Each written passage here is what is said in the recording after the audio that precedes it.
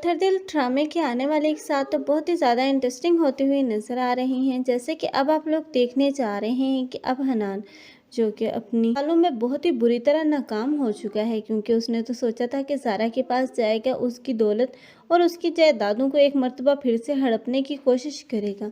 लेकिन अब की मर्तबा तो अब उसके सामने जो सच्चाई आई है, अब तो वो बुखला सा गया और ऊपर से अब सैन का वापस आ जाना और उसकी तशवीश करना और अपनी दुकानों के कागजात तलब करना, ये सब चीज़ें तो अब इस हनान को हिला कर रख देंगी, क्योंकि हनान ने तो कभी सोचा भी नहीं था कि अब इतनी जल्दी वो पकड़ा भी जाएगा।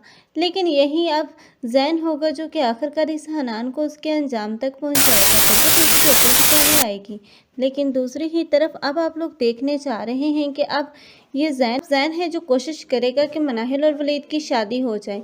लेकिन अब ज़ारा है जो कि कभी भी ऐसा नहीं होने देगी, क्योंकि अब हनान का सच पकड़ा जाने के बाद हनान तो वहीं खड़े खड़े अब ज़ारा को अपनी ज़िंदगी से निकाल बाहर करेगा।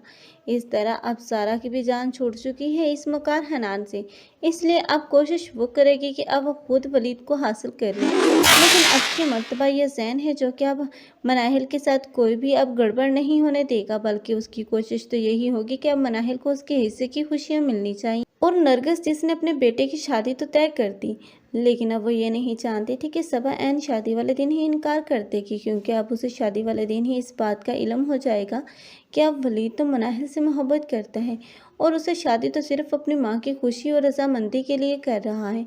तब तो वो बहुत ही ज़्यादा गुस्से में दिखाई जाएगी और इस शादी से इनकार कर देगी। तब ऐसे में नरगिस होगी जो कि इस मनाहिल को अपने बेटे के लिए मजबूर करती हुई नजर आएगी। इस तरह नरगिस और दूसरी तरफ नान के वलीद के मनाने पर अब ये मनाहिल शादी के लिए मान ही जाएगी। आप लोगों को ये ड्रामा कैसा लग रहा है, कमेंट सेक्शन में अपनी कीमती राय के साथ लाजमी करें। मज़ीद ऐसे रिव्यूज़ के लिए हमारे चैनल को लाजमी सब्सक्राइब कर लें।